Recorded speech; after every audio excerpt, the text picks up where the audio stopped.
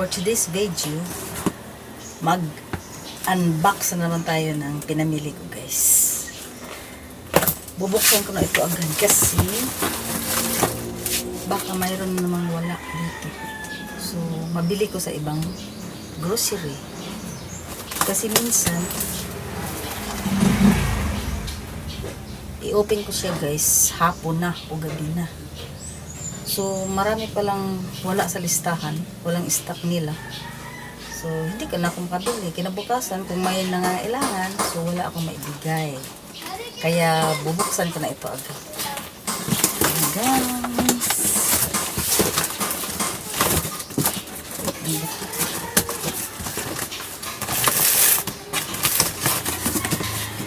Worth 3,970. Titingnan natin kung ano ba itong 3,970 na mga groceries. Tingnan natin. So, ayan guys, oh. Kulang na, wala na yung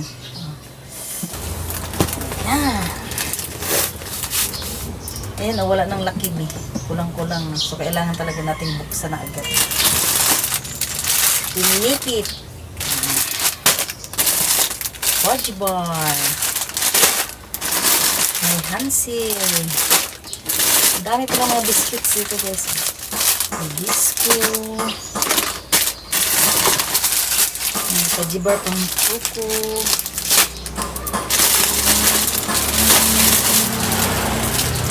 May lollipop. Kasi kunti na ang lollipop ko, guys. So, andito na yung Lucky Me. Nawala dito, guys.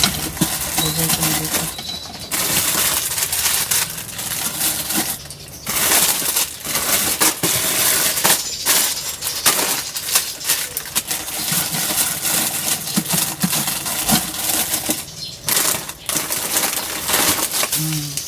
Yan. May mga kisga. Diyan.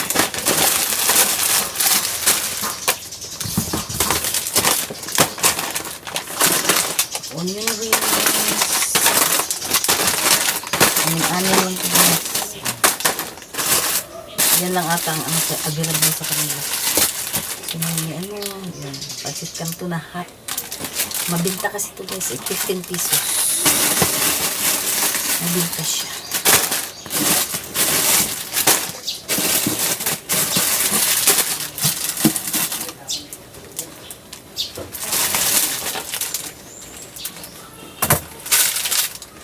Cream stick. Mabinta rin sa mga bata. 3, 5 piso. Ito, pwede na 4, 5 piso. Ito, Bubble Joe, na super mabinta talaga, guys. Tag-piso lang ang isa.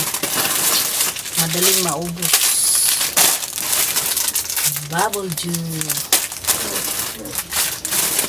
Oh, ding-dong. At naubusan ako na crispy fry. Order ako agad, guys. Butit mayroon sa kanila.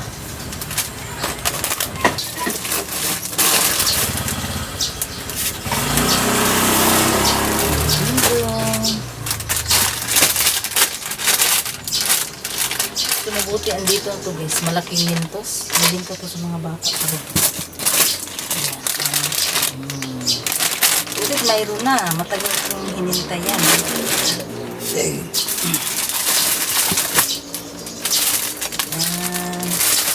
Maliit na kala. Mabinta din yan. Kumbi pa.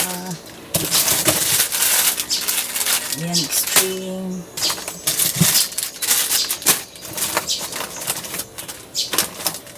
Ito rin, mabinta to, guys. Tag 5 pesos. Ayun.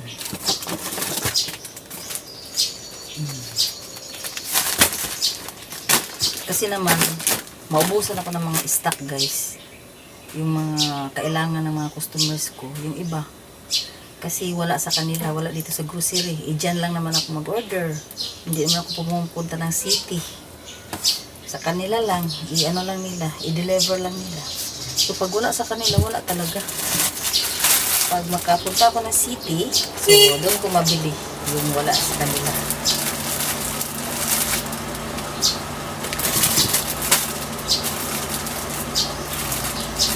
Happy!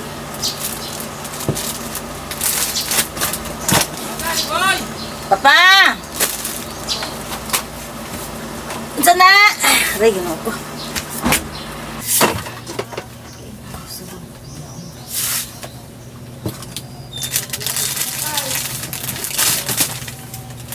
Yes, kasi mukhang andito naman lahat. 12, 1 dozen. So, ito na yung mga crispy fry. Kompleto naman. May 1 dozen to. Ito naman.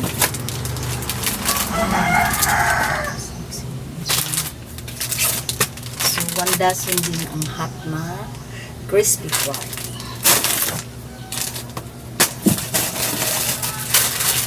Ayan. Diretso ko na yan dyan.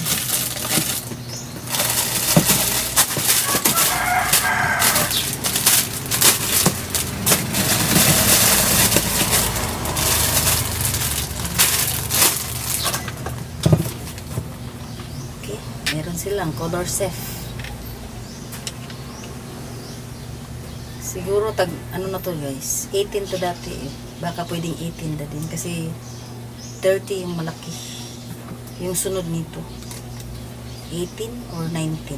Tingnan ko pa sa resibo. Ayan. Wala, sumukhang mayroon lahat guys. Salamat naman. Mayroon sila. Ito.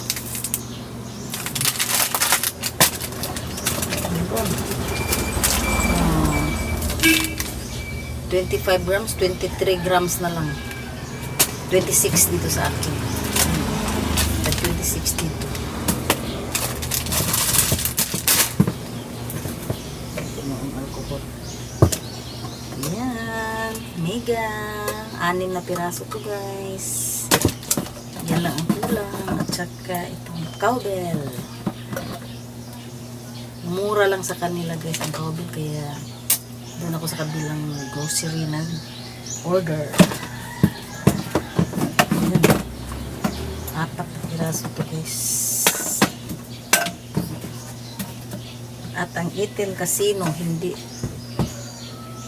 tama ang ano ko, ang order ko. Ito yun guys. Ito ang in-order ko guys. At saka ito naman ang dinala. So, hindi na naman sumunod sa order ko. Iba to eh.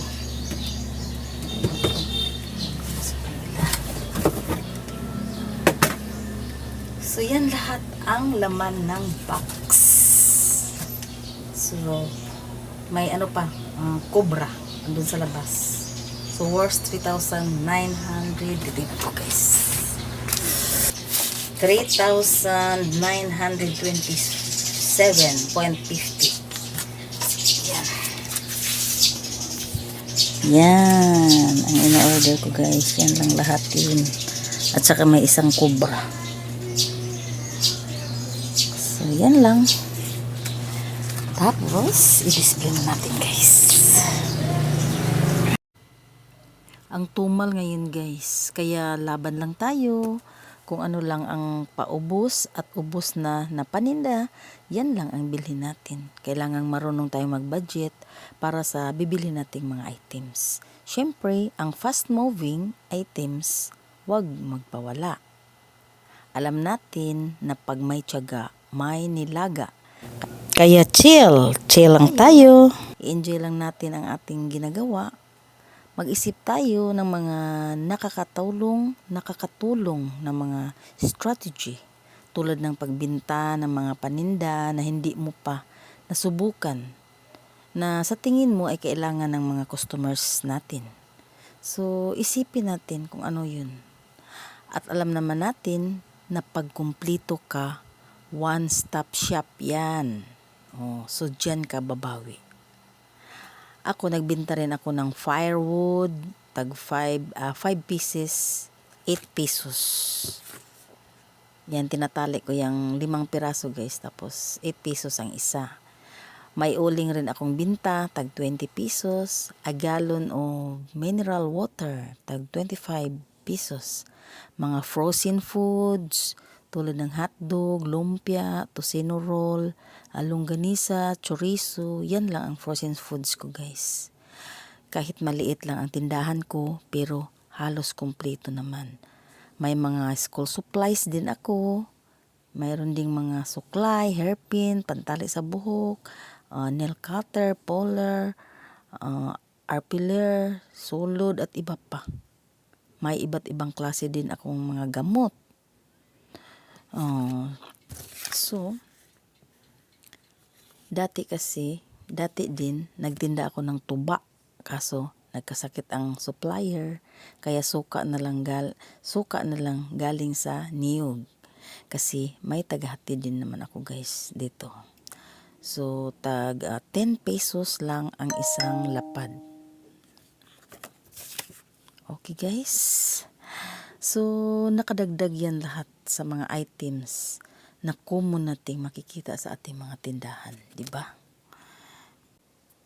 Kaya ako guys, ginagawa ko lang yung dapat o kung ano yung dapat kasi matirang matibay talaga guys.